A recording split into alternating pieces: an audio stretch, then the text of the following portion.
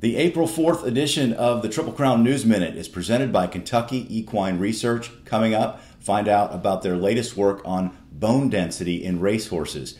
Ray, yesterday we went through the Bluegrass Stakes, one of 3 100-point Derby preps this weekend. Today, we're going to go to New York and look at the Wood Memorial. The Wood is also a Grade 2 in recent years, just like the Bluegrass, but let's start with the history of the race. How influential has the Wood been on the Kentucky Derby? Well, just like the Bluegrass, the Wood is a race that was, for New Yorkers, that was the final prep. It was a big deal. It used to be around 2 weeks before the Derby. Of course, we know that horsemen now want more time between races. The last time a Wood Memorial winner went on to win the Kentucky Derby was 2000 with Fusaichi Pegasus. Funny Side ran in the Wood. He ran a good race, but he didn't win it. Went on to win the Kentucky Derby a few years later. But in recent years, it has been kind of a non-factor. Unlike the Bluegrass, however, I think the Wood has got a really strong field this year, and I wouldn't be shocked to see a horse come out of this field and win the Kentucky Derby. Yeah, if you look up and down this field, unlike you said the Bluegrass, where it was kind of top-heavy, and then you had a few that probably didn't belong, I'm going through the list of the horses in this race. It's hard to find one that you have to toss. I mean, really.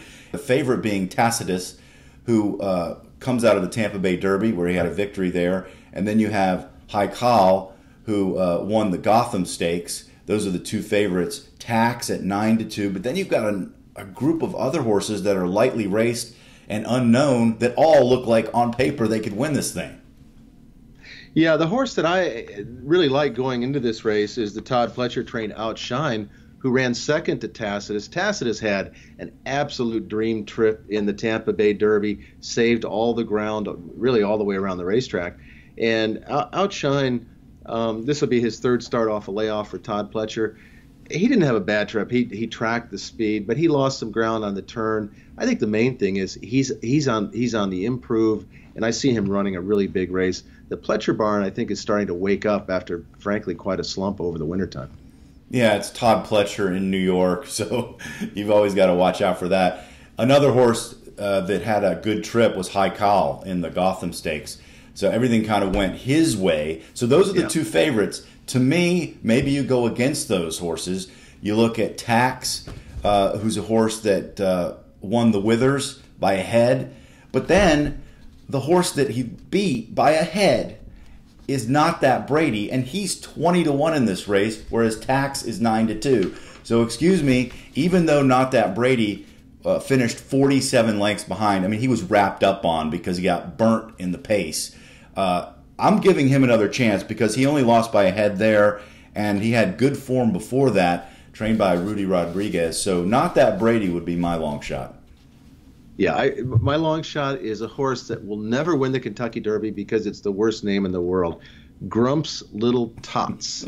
But this is a Jason Service horse. With him, anything can happen. He's 30-1 on the line, coming off a win. We don't really know how good the horse is. Maybe good enough to win the Wood, but with a name like Grump's Little Tots, no way he can win the Kentucky Derby. Yeah, well, I got to mention two more horses in here. We said it was deep, and I'm not kidding. Hoffa's Union has only had one start.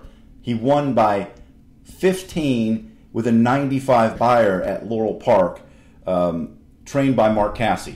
6-1, Hoffa's Union. So he could be any kind. And then there's, cue the music, Final Jeopardy, trained by the guy who just won the Florida Derby with Maximum Security. Final Jeopardy is in here at 8-1. He's won 2 of his 3 starts. Jason Service is hot. You got to watch out for Final Jeopardy and play that music. All right, well, that's going to do it for this edition of the Triple Crown News Minute, presented by Kentucky Equine Research. The Kentucky Equine Research Performance Center is a new facility for KER located in Ocala, Florida. The things that we're doing here, we're trying to apply to real commercial solutions that we can bring into our own product line that can help horses in specific disciplines.